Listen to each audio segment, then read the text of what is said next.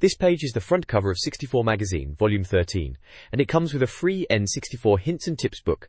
Blimey, what a bargain. The cover screams about Forsaken, asking if it's better than GoldenEye, a bold claim indeed. There's also Quake 64 getting a full review. World Cup 98 is being hyped, with a shout out to ISS, reckon it could be a contender. And check it out, Konami's new beat-em-up, GASP, is featured with a screenshot. Looks a bit tasty or could be a right stinker, who knows, eh? Bottom of the page promises GoldenEye cheats, and guides for Yoshi's Story and Snowboard Kids, all the good stuff then. Classic N64 cover, packed full of games to get your teeth into. This page showcases the Jolt Pack 256 for the N64 from Blaze, a 2" 1 jobby that's both a Jolt Pack and memory card. It boasts compatibility with Rumble Pack games, has a built-in memory card, and a two-way switch to swap between functions without needing to change cartridges mid-game. Clever stuff that. It's priced at £14.99. Next up, we've got an advert for subscribing to 64 magazine, pushing 12 issues, a free solutions book worth a tenner, and a free Nintendo game, all for £40. They're banging on about saving £37, which sounds like a proper deal. The mag's calling itself the world's best N64 mag. Bold claim, they're tempting you with game guides for Diddy Kong Racing, GoldenEye, Super Mario 64, and Mario Kart 64, plus strategy books for Super Mario 64, Lilac Wars and GoldenEye. Looks like GoldenEye and Lilac Wars strategy guides are the books being offered free. Down at the bottom there's a mention of the VRF1 accelerator, another Blaze bit of kit, a steering wheel and pedals combo for driving games on PlayStation and Saturn, and apparently the N64 too. 3" 1, they reckon it's superb for driving games. This page is the contents page for volume 13 of 64 magazine. Over on the left there's a rather striking image featuring a lady from the game Forsaken, all futuristic yellow and gun-toting, with some in-game action shots. Looking at the contents, we've got the usual sections like 64 Showcase, which mentions Zelda being delayed again, and Turok 2 getting 4-player deathmatch. When I'm 64 is in there, and 64 Score Zone is apparently double the size this month. Yoshi's Story gets a mention too. Then there's a light lunch section which is clearly about Forsaken, calling it UK's Luminous Blaster. Quake is in the mix, talking about severed heads, exploding bodies and brutal carnage. World Cup 98 gets a spot, probably previewing the FIFA game. Cheat Central and Yoshi's Story are listed again further down. Snowboard Kids and Nagano Winter Olympics also get a mention. In the games section, it's highlighting the reviews and previews for this issue, mentioning games like Castlevania 64, Gex, Enter the Gecko, World Grand Prix, Shadowman, and GT Racing Under 64 site. Then under reviews it lists Quake, Gasp, Mystical Ninja starring Gomon, Rampage World Tour, and Yoshi's Story. Finally, Nindex is at the back, which is their index of past reviews. Looks like a packed issue. This page kicks off with the editor talking about game prices in the US, mentioning that N64 carts are cheaper over there, highlighting GoldenEye, Snowboard Kids and Tetrisphere as examples. Big news is that Zelda 64 is delayed again, this time until September, which is a proper bummer. Banjo-Kazooie has also been pushed back apparently. Kitty, there's a bit about a South Park game coming to the N64 called Oh My God, They Killed Mario. They reckon it's proper twisted like the show, full of rude humor. They've got some character profiles too, for South Mag, which feature folks like Andy McDermott, Roy Kimber and Nick Trent, all based on South Park characters. Looks like Titus is bringing Hercules and Xena games to the N64, which should be a bit of camp fun. They're also doing a Blues Brothers 2000 game, but they don't sound too hopeful about it being any good. Finally, there's a piece on Turok 2 which is now subtitled Seeds of Evil. Good news for multiplayer fans as it's getting 4-player deathmatch, which they say will give Quake a run for its money. They mention new game modes, and some pretty bonkers sounding enemies, including one that attacks by farting apparently. GoldenEye remains at the top of the charts. Bomberman Hero, Queen Million's Rescue is coming, aiming for a classic Bomberman feel. Nintendo is establishing a European headquarters in Germany, centralizing operations, while viewing the UK as a key market. Blaze is releasing colorful colored Jolt packs, with rumble and built-in memory cards, plus an LED light. Release dates are detailed, UK games out now through June, and July onwards is stacked with Zelda 64, Ocarina of Time and others. Japan and USA have different, but overlapping, release schedules. Zelda 64 is a major July release across regions, News nuggets include Take-Two releasing Space Station Silicon Valley. Titus has Xena, Blues Brothers 2000, Roadsters 98, and Junglebots in development. Banjo-Kazooie's release is shifted, and Sega has killed off the Saturn in America. Finally, Lancashire Dairy's Milkshake won an award for a press release themed around gaming and milkshakes. In this letters section, readers voice opinions and pose questions. One reader seeks new game recommendations after completing several N64 titles quickly. Another inquires about a GoldenEye cheat rumor, which the magazine clarifies was an April Fool's joke. Others express frustration with replay code delays and Nintendo's lack of fighting games compared to PlayStation. Several readers praise the magazine's reviews and tips, with one questioning the rating system. A reader celebrates the magazine's availability in the US, highlighting the popularity of British gaming publications. An advertisement for Fire International's N64 peripherals is also included. The page includes character art from Donkey Kong and Conker. Page L64 of When I'm 64 magazine features an Ask Andy section addressing reader questions. Andy discusses game comparisons, GoldenEye vs. Mission Impossible, beat-em-ups, Fighter's Destiny, and 64DD software, hinting at a Japanese focus. He answers reader inquiries on 64DD and Zelda release dates, Duke Nukem 64 censorship, and Quake's release. A memory card losers segment addresses a reader's complaint about missing Super Mario 64 tips. The page concludes with an advertisement for 64 Solutions Issue 3, a tips magazine for N64 games, and teases the content of Issue 4, promising comprehensive game solutions and a vast collection of cheats. The 64 site section previews upcoming N64 games. Konami's Castlevania 64, late 1998 Japan, features 3D action with Belmont and his whip, a day/night cycle, and playable characters with distinct styles. Midway's Gex, Enter the Gecko, June Us, is a platformer starring a wisecracking lizard battling a media baron through parody-themed levels. Acclaim's Shadow Man, late 1998, aims for terror, with a dark comic book premise of traveling between worlds, promising a brutal, Tomb Raider-esque experience. World Grand Prix from Video System, Summer, Us, offers Formula One racing based on the 1997 season, potentially a better alternative to F1 pole position. Finally, Infogrames/Oceans GT Racing, Autumn 1998, is a saloon car racer, aiming for arcade-style BTCC excitement. This page is a feature article titled Light Lunch, and it's all about Forsaken 64. It kicks off by saying Earth's been taken over by robots, and it's time to take it back. The Game On section describes Forsaken 64 as different from other first-person shooters, because you fly a hoverbike instead of running around on foot, comparing it to Descent, and mentions the aerobatics you can pull off. Intel Inside talks about the game's AI, saying enemies are smarter than in games like Doom or GoldenEye, and they'll try to outsmart you, even searching areas if they lose you. Finally, Mode Heaven details the game modes. Single player is an action-adventure to defeat the evil Babalas, battle mode is a standard deathmatch, and multiplayer is traditional deathmatch for up to 4 players. There are screenshots showing the in-game action, with hoverbikes blasting robots in tunnel environments. It finishes by saying it's going to be a biggie, and mentions a review in the next issue.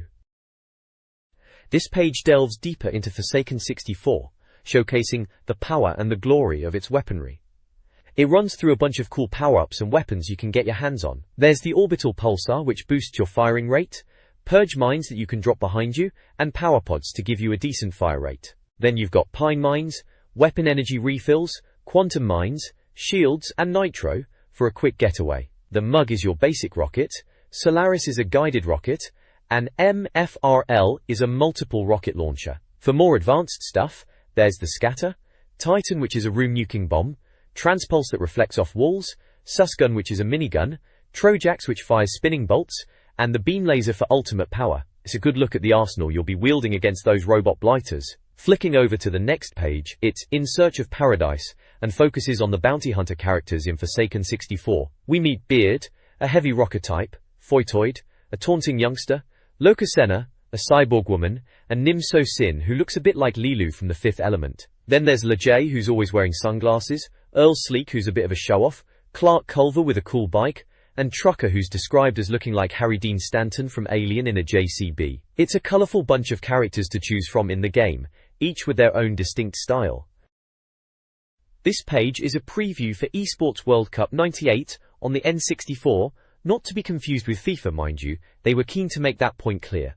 The game's being previewed in 64 magazine, and they are asking if it's any good, which is always the big question, isn't it? It seems to look a bit like FIFA, graphically speaking, but apparently EA were trying to make it different gameplay-wise. They mention the mascot is Footix, a red bird thing, a bit like Woody Woodpecker apparently. Bit odd for a football game mascot if you ask me. The preview mentions they went to Lucknow Park Hotel for the launch event. Sounds posh, and they even had a kickabout and a jacuzzi session after. Typical journo perks. There's a few screenshots of the game, showing off the in-game action. They are making a point that it's not FIFA, but plain old World Cup 98, highlighting they've got the official World Cup license, which was a big deal back then. They also mention Blur and Chumbawamba's music being used in e-games, which was their attempt to sound a bit edgy and rebellious as they put it. All in all, it's a preview trying to build up a bit of hype, and distinguish it from the FIFA games, which were the big rivals at the time. The preview of World Cup 98 for the N64 highlights several improvements over previous FIFA games. Compression touch technology promises more responsive controls, while improved GoldenEye is also touted. A level playing field feature and a catch-up mode aim to balance gameplay. In-game management is expanded with formation adjustments, and I Am Not a Number allows for individual player control. A World Cup Classics mode recreates iconic finals with accurate details, including trivia. The preview suggests a significant upgrade, promising a visually appealing, well-playing game with numerous options. They are building it up, saying that if the final version lives up to expectations, it'll be a goodie. This page is an advert for Gameplay, boasting about being Britain's largest mail-order supplier of computer games. They are pushing their price, choice, quality and service. They've got sales hotlines open all week, and are taking fax orders 24 hours a day. They're heavily pushing Nintendo 64 consoles, calling it the world's most powerful N64-only console at Britain's lowest prices. They are offering the console on its own or in bundles, with games like Mario Kart 64, Lilat Wars, Diddy Kong Racing and GoldenEye, all for around the £130 mark. They are also showcasing a range of N64 accessories, including official Nintendo joypads, and third-party ones like the Logic 3 Trident Pro Pad and SharkPad Pro 64. Memory cards of different sizes are featured, alongside steering wheels like the Top Gear steering wheel and the Fire VRF1 wheel. They've also got a Nintendo Virtual Boy bundle, with games like Panic Bomber and Tetris 3D at £44.99. Dorkwire. There's a section on second-hand games, explaining their quality checks and how you can trade in your old games. They list a load of N64 games for sale, ranging from Cruisin' USA to Yoshi's Story, with most titles around the £40 mark. They also have a smaller section for PlayStation games, mentioning titles like Actua Golf and Broken Sword 2. Right at the bottom is an order form you can cut out and post. This issue of 64 magazine reviews several N64 games. Quake is examined, questioning its quality without 4-player deathmatch. GASP, Fighter's Next Dream, is assessed for its new fighting game concepts. Mystical Ninja starring Goemon, the N64's first RPG, is reviewed for its English translation. Rampage World Tour is featured, highlighting its monster-smashing gameplay. Finally, Yoshi's Story for PAL is evaluated for quality. The magazine explains its scoring system, with gold medals, 95% plus, Sizzler awards, 90 to 94%, and games worth investigating, 80 to 89%. Reviews use ratings based on graphics, sound, gameplay, and challenge. Each review also includes box clever segments with memory options and the $64,000 question, or, for UK releases, PAL performance to assess optimization. This page is a review of Quake for the Nintendo 64, declaring it id Software's magnum opus, and saying it was well worth the wait. It reckons that even though it took a while to get to the N64 after its PC debut in '96, it's still a treat and like playing a proper horror movie. The review section Quaker's Oats talks about how good the enemies are as a measure of a shoot-'em-up, praising Quake's hideous freaks. There's a rundown of some of the nasty creatures you'll be facing, like grunts, zombies, Rottweilers, and then some proper horrors like fiends, ogres, and even death knights and shamblers. They also have memory options, which mentions no internal memory, but passwords for levels, and saving levels and weapons to the controller pack. The $64,000 question bit lists the good stuff like the chilling atmosphere and fast-paced action, but also points out it's not got all the levels from the original, and it's only 1 or 2 player. The Nympho box confirms it's from GT Interactive, and developed by Midway. It's a 3D shoot 'em up from the USA, and it's out now for £59.99, which is a bit steep. The screenshots show off some classic Quake action, and the captions describe scenarios like rocket launcher ambushes, and using the Ring of Shadows to sneak around. Overall, despite a few niggles, they're saying it's a top-notch conversion, and a proper intense experience, calling it hell on wheels. This review raves about Quake, focusing on its weaponry. The game features an axe, shotgun, double-barrel shotgun, nail gun, super nail gun, grenade launcher, rocket launcher, and the powerful Thunderbolt. The storyline involves stopping Quake's invasion of Earth via slipgate technology, requiring players to find the slipgate and confront Quake. Gameplay involves finding keys, activating plates, and uncovering secrets. Ammo, armor, and health pickups, including high bonus gems, are scattered throughout the levels. The game is praised for its fast-paced, addictive gameplay, which includes environmental hazards like acid and spike walls. The review highlights the intuitive control system and the look spring option. Even on easy mode, the reviewer suggests the game is instantly fun, promising hours of monster-slaying action.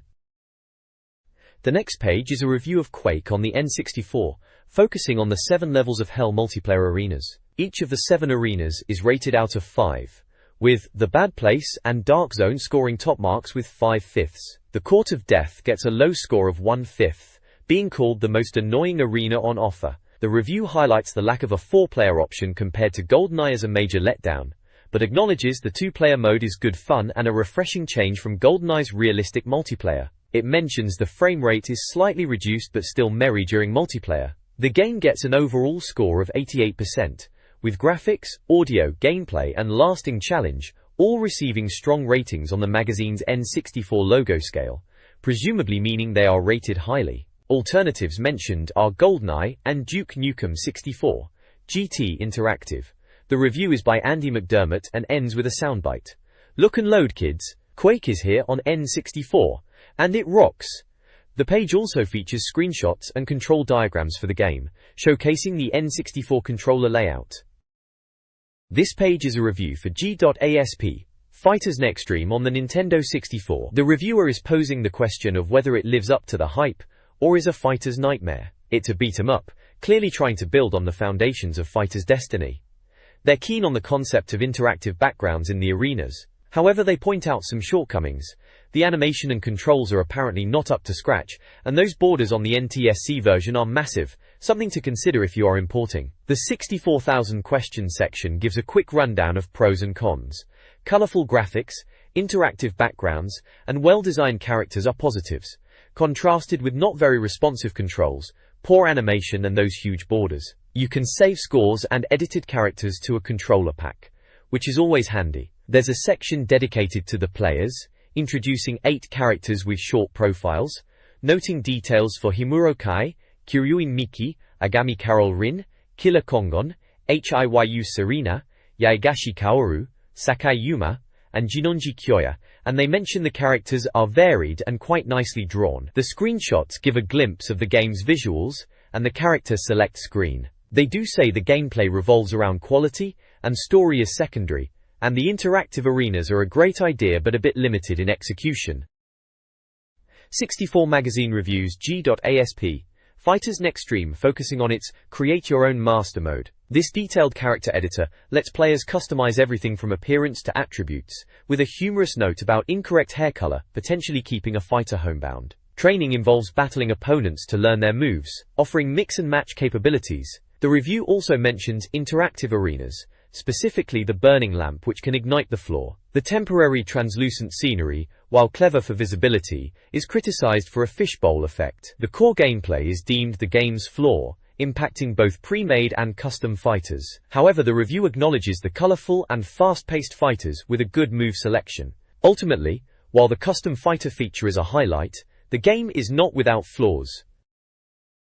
64 Magazine reviews G.ASP, Fighter's Next Dream, highlighting the Create Your Own Master mode, which allows customization with quirky visual options and move stealing. The review praises the interactive levels and transparent scenery, but criticizes the gameplay, citing sluggish controls and limited movement. Fighters are described as colorful and fast-paced, despite these issues. A second opinion from Andy McDermott acknowledges Gasp's ambition to emulate a Sega-style brawler, but finds it lacking impact, though he appreciates the fighter creation. The game receives a 70% rating, with 3/5 N64 logos across multiple categories. The review's soundbite is, "No so much a gasp as a mild yawn of a game." An accompanying advert promotes a value pack of tip books, offering guides and cheats for PlayStation and Nintendo 64 games, like Tomb Raider 2 and GoldenEye. The set of 6 books is priced at £16.95, offering a significant saving. Mystical Ninja starring Goemon, a quirky Japanese game with a praised English translation, features singing alien fortune dolls and a plot involving aliens transforming Japanese landmarks and kidnapping people. Players control heroes Goemon and Ebisumaru, battling to save Japan from a bizarre fate. The game boasts large 3D environments and entertaining characters, though a problematic camera and jumping mechanics are noted. The game blends RPG elements like character interaction, clue gathering, and ability-based obstacle navigation with arcade-style combat and platforming. Players explore towns, interacting with diverse characters like the village gossip and the thief, while collecting silver fortune dolls. You'll face robots, acquire weapons, and utilize each character's unique abilities. Screenshots reveal colorful landscapes, a coffee shop, and robot battles. This page is a review for Mystical Ninja starring Goemon, and they're kicking things off by having a laugh at the typical strange translations you get in Japanese games. They've run a sentence through Alta Vista Translator, and back again to show how silly it can get. It mentions the game has robot enemies and bosses, and reckons it's a good puzzler to keep you going for a while. There's a bit about the boxes in the game looking a bit dodgy, like swastikas, and how they've been changed. Quite right too, they mention you can even book a hotel room to get your energy back in the game. The N64 controller layout and controls are explained for those who need it. Alternatives like Bomberman 64 and Super Mario 64 are suggested.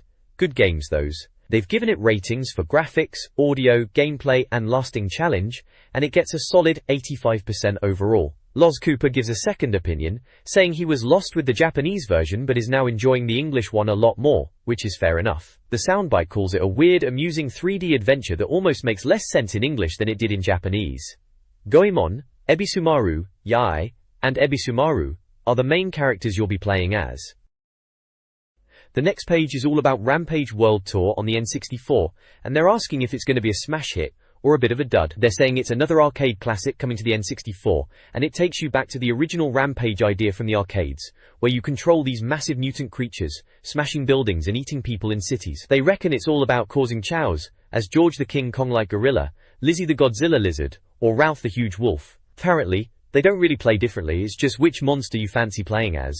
You're climbing buildings, punching them, kicking them, trying to destroy them. They mention there are bonus bits to find in the buildings, and even people to eat. Tateya. There are bonus games to break up the main action, like a straight-up fight, or flying a plane, which sounds a bit odd. They mention hidden dangers too, like neon signs that can zap you, and water that's hard to get out of. The review seems to think it's a pretty faithful take on the arcade game, saying it's fast, fun, and got a good bit of humor. One little gripe they have is that you can't hang onto a building and punch at the same time, and the buildings fall down a bit too easily. But overall, it sounds like they're enjoying smashing things up in this one. Rampage World Tour is reviewed, highlighting its enjoyable destructive gameplay, particularly with friends.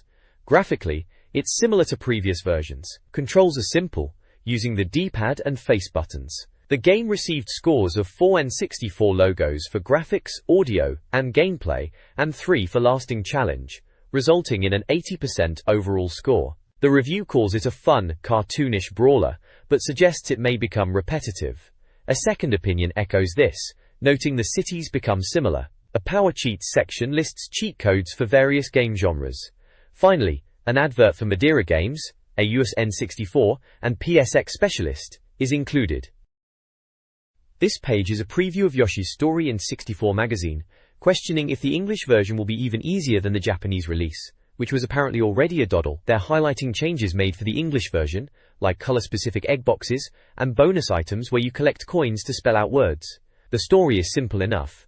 Baby Bowser's nicked the super happy tree, making everyone sad except the baby Yoshis, who have to sort it out. Apparently there was a rumor about letter blocks being added to the UK version to make it harder, but that didn't happen. Graphically, it's mostly the same as the import, just some minor tweaks. Memory-wise, it saves levels, high scores, and bonus Yoshis on the cartridge itself, no controller pack needed. Performance-wise, the UK version is pretty much the same speed as the Japanese import. Jewel Azzy Jewel, they mention you can find a black Yoshi who's faster and likes all fruits. To get to all levels, you need to collect 3 special hearts per page. In the picture book world, gameplay is described as cute and non-violent, focusing on eating fruit to power up Baby Yoshi. There's leaf surfing and E-like enemies in underwater sections, and those annoying shy guys on stilts who you have to jump on to defeat. The preview refers back to Andy's 10-page review of the import version in a previous issue, so they've clearly been covering this one for a while. Yoshi's story for the UK is assessed, exploring whether it's easier than the Japanese version. Gameplay features like melon carrying and the ground pound are highlighted. The review suggests the game's difficulty is ideal for younger players, offering replayability and secrets. The UK version includes an extra ending requiring a melon-only completion, adding challenge for older players. Beyond translation, the UK version features tweaks, such as the inclusion of chili fruits and modified egg block colors. The review concludes that the Western release's difficulty mirrors the Japanese version. Yoshi's Story receives excellent ratings, earning 5 out of 5 in symbols for graphics, audio, gameplay, and lasting challenge, resulting in an 85% overall score. Alternative games are also mentioned. The second opinion box acknowledges criticism of the game's ease, but ultimately finds it charming, especially for younger audiences. This page in Cheat Central kicks off with a bit of banter about cheat codes being a constant stream. First up is Snowboard Kids giving you a cheat for all characters, boards and courses, a right old laundry list of analog stick and DPAD directions there. Then it's 1080 degrees snowboarding with a bunch of cheats, including transparent border and gold border, which sound a bit fancy, plus Deadly Fall, Dragon Cave, and Penguin Snowboard, which are probably more for the hardcore players. GoldenEye is next, and they're rerunning a cheat for extra players in Deathmatch. Apparently some people thought it was a wind-up last time. Cheeky! There's also Destroy the Flag for flag tag mode, Hover mode for the dam level, and hidden weapons locations on train and water caverns levels. Moving on to NHL Breakaway, 98, they've got cheats for a cheat menu itself, player inspection in creation mode, and a way to remove the opposing goalie. Bit unsporting that one. Quake 64 offers a debug mode accessed via a password, opening up level select, invincibility, all weapons, and targeting options. Jeopardy has a simple money cheat. Nagano Winter Olympics gets a quick shout-out, as another sports title covered. Lastly, there's a pad-at-a-glance section showing the N64 controller layout. Looks like a good haul of cheats for a few top N64 titles. This page of Score Zone is a bit of a bumper edition. They're saying it's twice the size now due to popularity. Looks like they're still banging on about GoldenEye. Fair play, it's a classic. They've got a big feature on speedrunning the facility level on Zero Agent, listing all the fastest times submitted. Michael Williams from Exeter seems to be top dog. They've even done a facility, how it's done, walkthrough guide with screenshots. Looks like a step-by-step for beating it quickly. There's the usual mug shots and help me out sections for reader interaction, plus camera tips for submitting your photos. Nothing too exciting there. Then it's pages of high score tables for pretty much everything Diddy Kong Racing, Star Fox 64 showing overall kill counts, Top Gear Rally, Wave Race, Shadows of the Empire, Yoshi's Story, Mario Kart 64 with leaderboards for Luigi Raceway, Moo Moo Farm and Koopa Troopa Beach. They've even got Nagano Winter Olympics scores listed, bobsleigh, alpine skiing and championship score. Finally, there's the Ultimate Player competition. Someone each month gets to be the chosen one and win a Trident pad and memory card. All you have to do is impress them with your gaming prowess. Sounds like a decent prize for someone. Yoshi's Story is a charming game where Baby Bowser transforms Yoshi's Island into a picture book, weakening the Yoshis. The goal is to help them. The guide details Yoshi colors and their preferred fruits: red and pink, apples, yellow, bananas, green, watermelons, blue and cyan, blueberries, black, chilies, white, anything. It also covers various items like egg blocks, coins, heart fruits, and power-ups, explaining their functions. Dot walkthroughs are provided for the first 2 levels. Treasure Hunt highlights Shy Guys, Poochie, Pachyderm, and a melon race. Surprise focuses on caterpillars, balance, bumper baby boomerang birds, and balloon inflation. The guide further provides instructions on how to find the 3 special hearts in these 2 levels.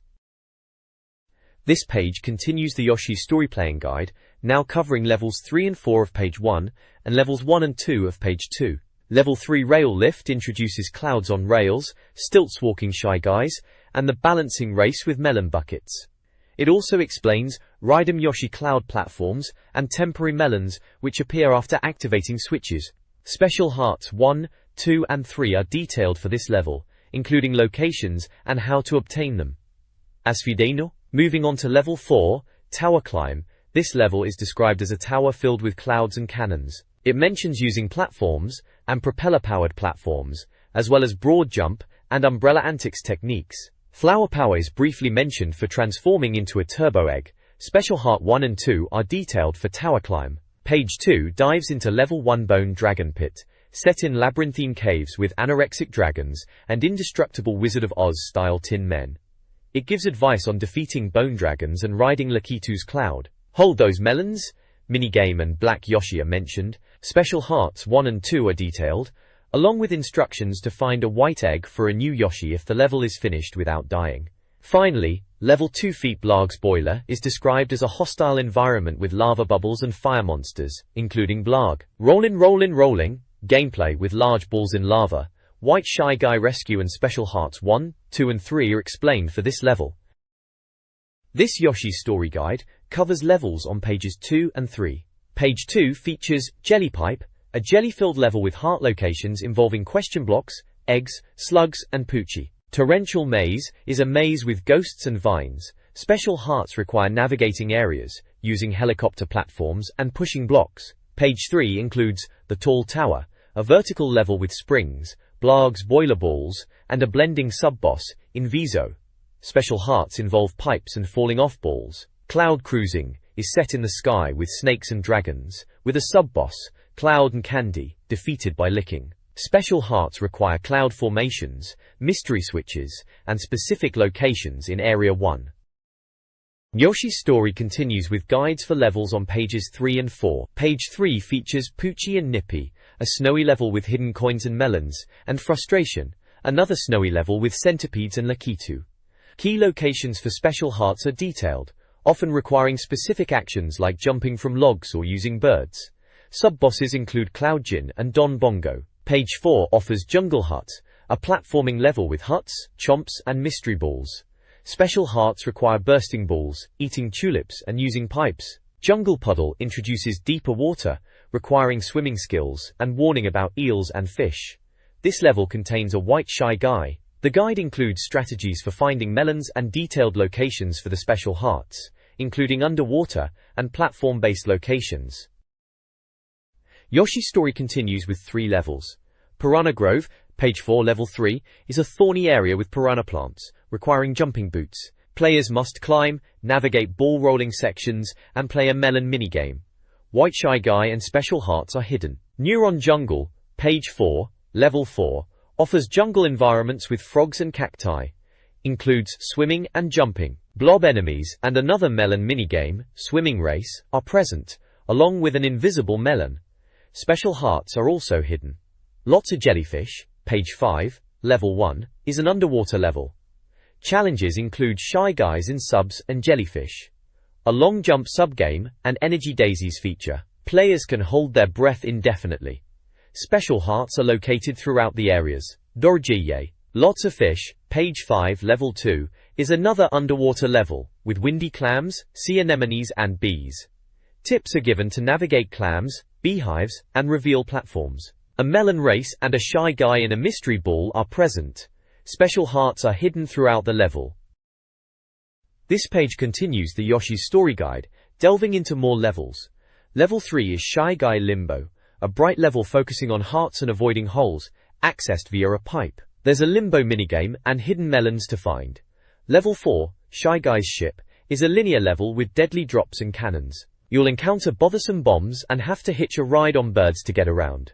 Level 2 is Lift Castle, or Buzzsaw Castle, full of buzzsaws, and black Shy Guys with weights. Level 1, Mecha Castle, is described as unfriendly with knives and spiked weights, featuring a roller subgame and piston power sections. Each level also details the locations of special hearts, offering tips on how to find them in each area. This guide details levels 3 and 4 of Yoshi's Story.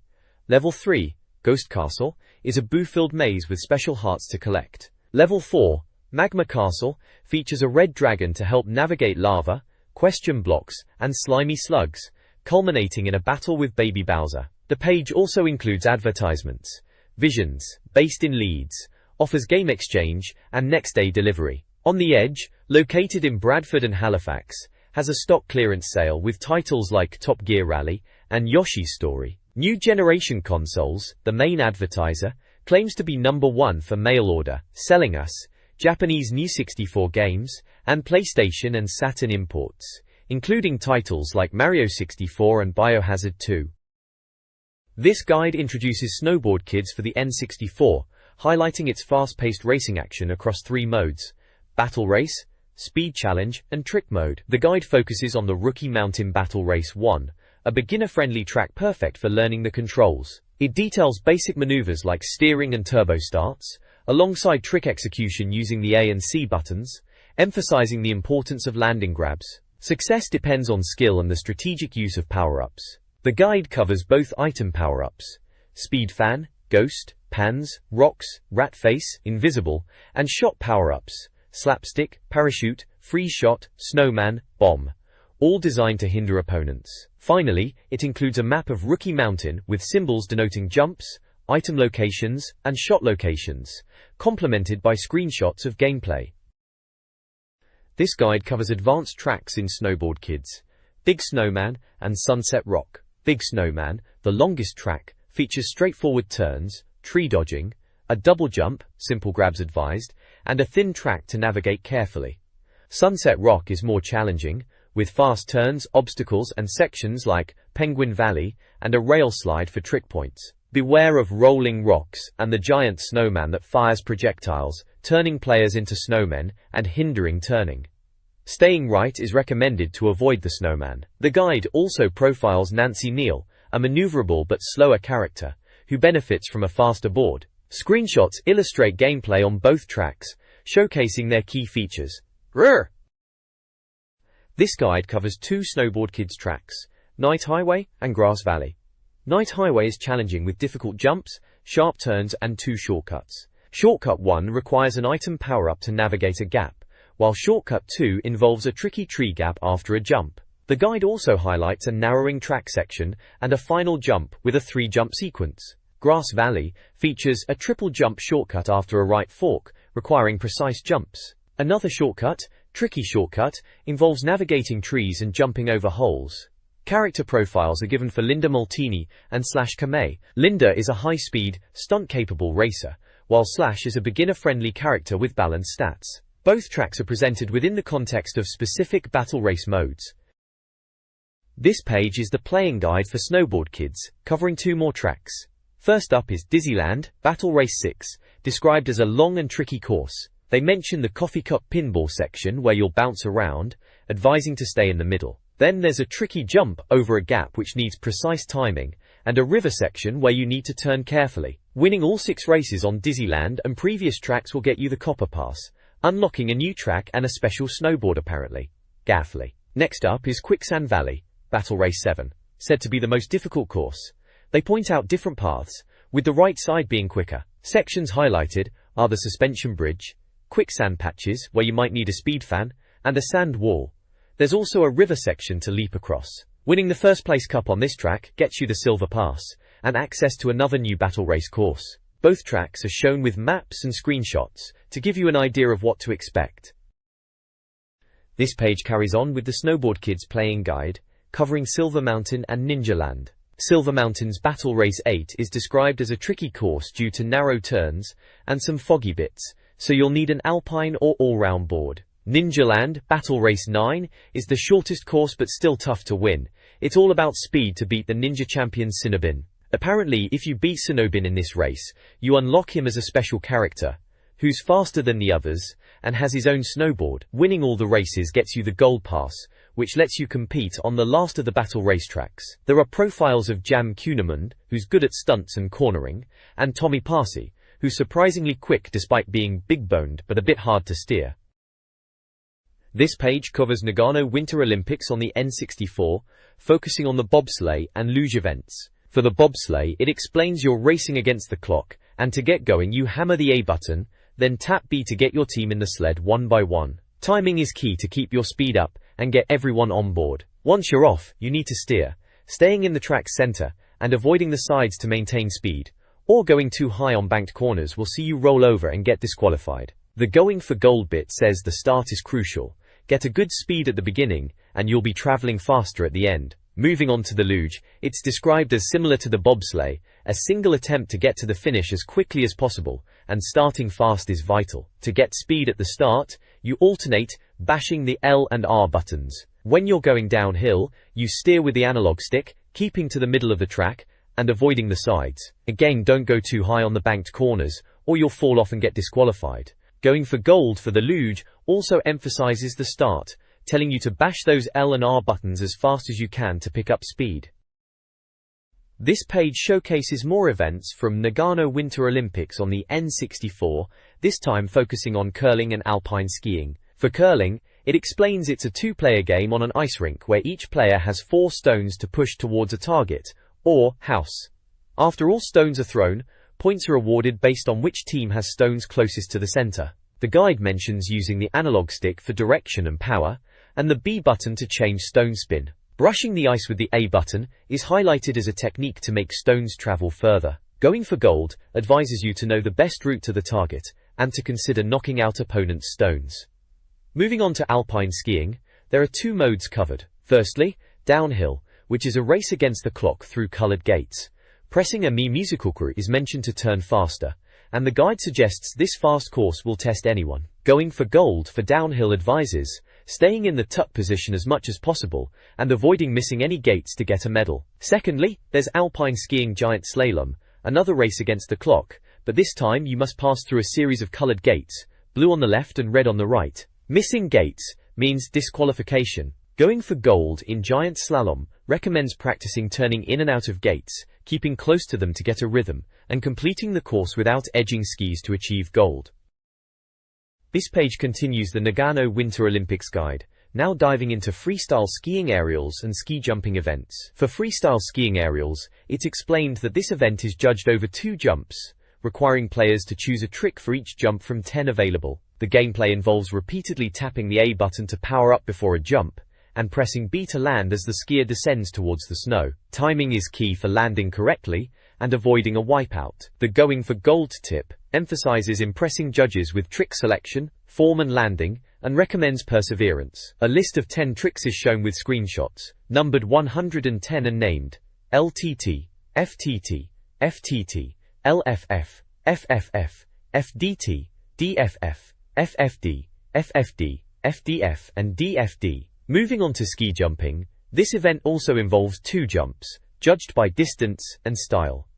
To start, you hold down and press A key. Releasing A at the jump launches the skier. In the air, controls are sensitive. Gentle adjustments are needed to guide the skier. Pulling back makes you land earlier. Pushing forward can cause a nosedive. Landing is achieved by pressing a Y when the altimeter points to the green area. The going for gold advice suggests jumping as late as possible for extra length and maintaining a reasonable flight path to impress the judges and secure gold. The Nagano Winter Olympics features several events. Snowboarding halfpipe involves performing 8 tricks chosen from a list, judged on difficulty and execution. Avoiding crashes requires completing moves before reaching the pipe's top. The giant slalom is a timed race down a slope where skiers navigate gates, avoiding disqualification by missing them. Speed skating involves 500 meters, 2 attempts, and 1,500 meters races, controlled by alternating L and R button presses for speed and stamina management. Maintaining stamina and finding a steady rhythm are crucial for success. Porto. This advertisement showcases a wide array of N64 offerings. A special edition bundle with a gold controller and classic games like GoldenEye, Duke Nukem 3D, and Quake is featured. Individual games, such as Forsaken, Diddy Kong Racing, and Yoshi's Story are priced at £40.99 each. Accessories include character toys, Maxim stereo speakers, sticker kits, and Game Boy emulators. Controllers, including official and third-party models, and numerous steering wheels are available. Cables, memory cards, and even US N64 games are also for sale. Retro gaming is supported with Game Boy offers and double packs, plus a free Spice Girls poster. Finally, miscellaneous items like cleaning kits, player guides, carry cases, and themed merchandise complete the selection. It's a comprehensive collection for any N64 enthusiast. This page advertises back issues and subscription deals for 64 magazine. Back issues 1 to 12 are highlighted, though some are sold out. The magazine covered games like Super Mario 64, GoldenEye, Star Fox 64 and Zelda 64, along with guides and solutions. A subscription offer, Save Money Big Time, is available. Subscribers can save up to £37, get the magazine delivered, and receive at least a 35% discount. The offer includes 12 issues, plus a choice of one game: Diddy Kong Racing, GoldenEye, Super Mario 64, or Mario Kart 64.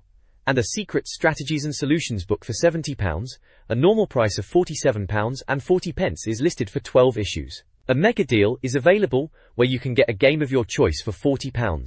Subscription prices vary based on location, UK, Europe, world, and include options with or without a memory card or a game and solution book. A mail-in subscription form is provided. UK. The 64 Nindex provides scores from 64 magazine for N64 games. Standout titles include GoldenEye, 96%, Diddy Kong Racing, 95%, Fighter's Destiny, 92%, Extreme G, 91%, and Duke Nukem 64, 90%. Other notable games are 1080-degree snowboarding and Bomberman 64, both 86%, FIFA, Road to World Cup 98, 85%, Blast Corps 82%, and Automobili Lamborghini 81%. Games like Clay Fighter 63 and a third 13%, Cruisin' USA and FIFA 64, both 25%, and The Glory of St. Andrews, 20%, received very low scores. Reviews highlight strengths, such as gameplay and innovation, while also criticizing poor graphics, uninspired gameplay, and lack of polish. 64 Magazine's reviews highlight a range of N64 titles. Top scorers include Lilac Wars/Star Fox 64 and Super Mario 64, both at 94%, and ISS 64 with 93%. Action titles like Mischief Makers and Snowboard Kids also received high scores, 85%. Sports games, such as NFL Quarterback Club, 98, and John Madden 64, scored 80% each. Racing games showed mixed results, with San Francisco Rush receiving 75% and Multi-Racing Championship scoring a low 62%. Platformers like Mace, The Dark Age, and MK Mythologies, Sub-Zero were received with middling reviews. Other notable scores include Robotron, 64, 82%, Pilotwings 64, 79%, Puyo Puyo Sun, 64, 87%, and Nagano Winter Olympics, 77%. Games like NBA Hangtime and G-League Dynamite Soccer received lower scores, indicating they weren't highly regarded. 64 Magazine reviews several N64 games. Standouts include Top Gear Rally, 90%, A Realistic Racer, Wave Race 64, 87%, A Strong Jet Ski Sim, and World Soccer 386%. A Konami update with international teams. Wayne Gretzky's 3D Hockey 98 and WCW vs N94 World Tour both score 85%. Other games reviewed include Tamagotchi World, 72%, Tetrisphere, 75%, Turok, Dinosaur Hunter, 72%, Wild Choppers, 72%, and Yoshi's Story, 81%. Wayne Gretzky's 3D Hockey, original, gets an 84%. Wheel of Fortune Bombs, with a 45%. An advert for Skill, a UK mail-order company, offers us N64 consoles and games like Mario 64 and GoldenEye, with second-hand options, part exchange and a website. This page is an advert from Special Reserve, a mail-order company flogging Nintendo 64 gear. They're pushing the N64 console itself for £99.99, or the Pro Bundle for £129.99, which comes with a better controller and memory card. They've got a massive list of N64 games on offer, all discounted, things like Acclaim Sports Soccer, Aero Fighters Assault, Blast Corps, Chameleon Twist, right through to Worms and Yoshi's Story. It's a proper mixed bag of stuff. They're also selling official and third-party controllers, steering wheels, and memory. For £6, you can become a Special Reserve annual member, which gets you their club magazine, a book of cheat codes, and free gifts when you buy stuff. They are also offering 10% off if you mail order, which they are calling Mail Order Madness. Looking ahead to the next issue of 64 magazine, they'll be reviewing Forsaken 64, Bomberman Hero, Kobe Bryant's NBA Courtside, Airborder, Wrecking Balls, Virtual Chess, Weetrix and Mission Impossible. Sounds like a decent lineup for the next issue then.